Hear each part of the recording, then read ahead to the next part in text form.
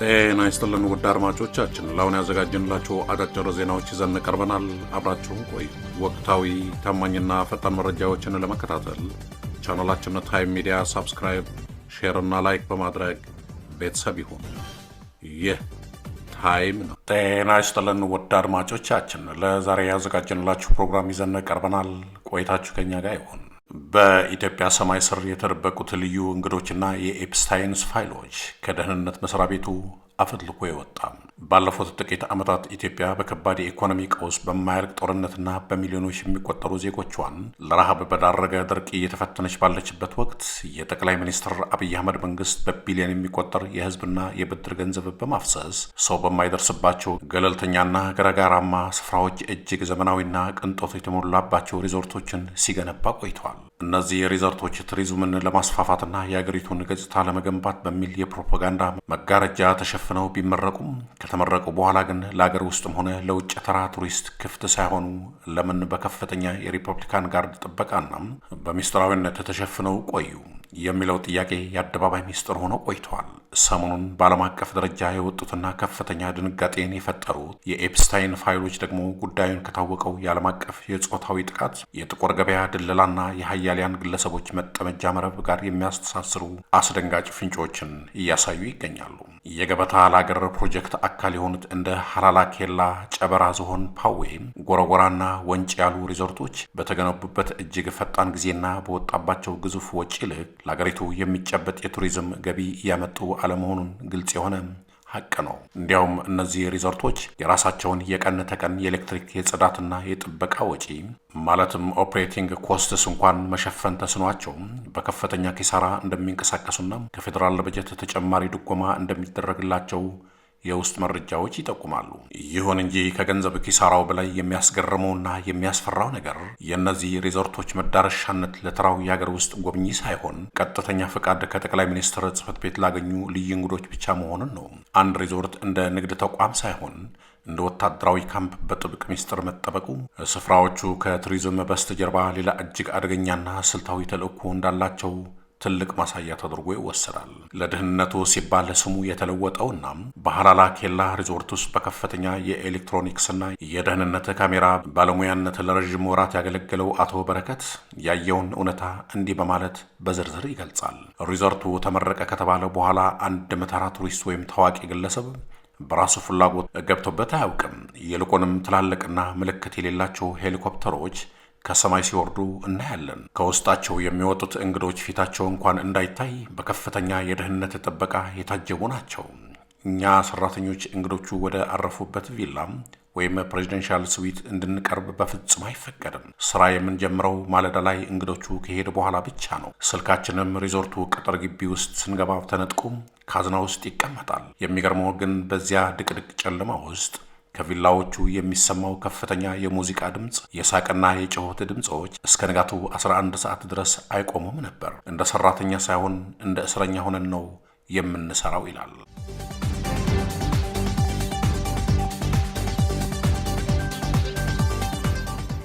ሰሞኑን በዓለም አቀፉ ደረጃ ይፋ በሆኑትና በሺዎች የሚቆጠሩ ገጾች ባሏቸው የጄፌሪ ኤፕስታይንን የፍርድ ቤት ሰነዶች ውስጥ የዱባዩ ግዙፍ የሎጂስቲክስ ኩባንያ ዲፒ ወርልድ ዋና ስራ አስፈጻሚ የነበሩት ሱልጣን አህመድ ቢን ሱሌም ስም በጉልህ ተነስቷል። ቢን ሱሌም ከኤፕስታይን ጋር የነበራቸው እጅግ የጠበቀ ግንኙነትና በግል ደብዳቤዎቻቸው ውስጥ የተለዋወጧቸው አስገራሚ መረጃዎች ለስልጣን መልቀቃቸውና ለዓለም አቀፍ ትችት መዳረጋቸው ዋና ምክንያት ሆነዋል። ይህ ግለሰብ ደግሞ ከጠቅላይ ሚኒስትር አብይ አህመድ ጋር እጅግ ቅርብና ወዳጃዊ ግንኙነት ካላቸው የውጭ ባለሀብቶች ቀዳሚው ናቸው።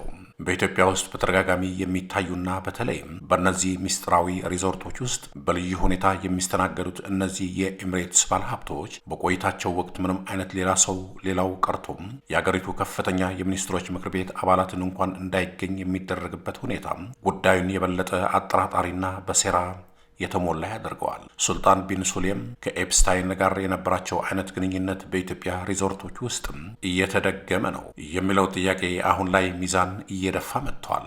በሐላላ ኬላ ጽሕፈት ቤት ፕሮቶኮል ክፍል ውስጥ ለረዥም ጊዜ የሰራችውና በአሁኑ ወቅት በስደት የምትገኘው ወይዘሪት ሰላም ለደህንነቷ ሲባል ስሟ የተቀየረ የቢን ሱሌምን ጉዞዎች እንዲህ ትገልጻቸዋለች። የቢን ሱሌም ጉብኝቶች ኦፊሻላዊና ዲፕሎማሲያዊ ይዘት አልነበራቸውም። ብዙ ጊዜ የሚመጡት ፀሐይ ከጠለቀች በኋላ በግል አውሮፕላን ነው። በሪዞርቶቹ ውስጥ የሚዘጋጁት ድግሶች ለተመረጡ እንግዶች ብቻ የተከለሉ ናቸው። አንድ ጊዜ አብረዋቸው የመጡትና ሞዴሎች የተባሉ ወጣት ልጃገረዶችን እነማን እንደሆኑ ለመጠየቅ ስንሞክር ከላይ ከመሪው የመጣ ትዕዛዝ ነው፣ ዝም በሉ ተባል።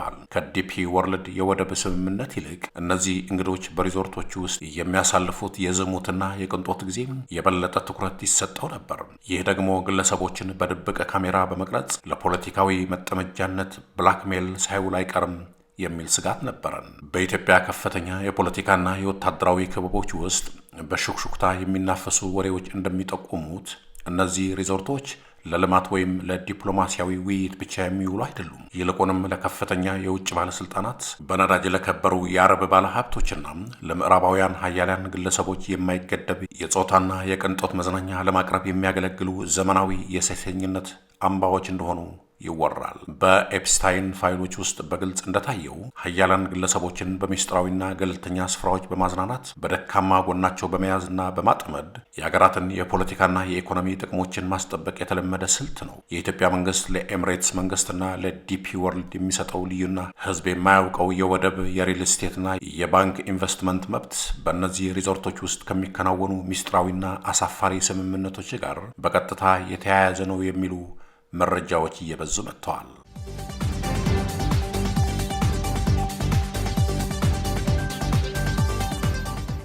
በወንጪ ሪዞርት ግንባታና ጥበቃ ስራ ላይ የነበረው የቀድሞው የሪፐብሊካን ጋርድ አባል ሻምበል ታደሰ የውሸት ስም የተቀየረለት አንድ ሌሊት ያጋጠመውን እንዲህ ይተርካል። የኤምሬትስ ልዑካን ቡድን በመጣ ቁጥር እኛ ጥበቃዎቹ ከዋናው ህንፃ 500 ሜትር እንድንርቅና ፊታችንን ወደ ጫካው እንድናዞር ይታዘዛል። በዚያ ምሽት ግን አንዲት ወጣት ኢትዮጵያዊት ሴት በከፍተኛ ጩኸትና ለቅሶ ከቪላው ወጥታ ስትሮጥ አይቻለሁ።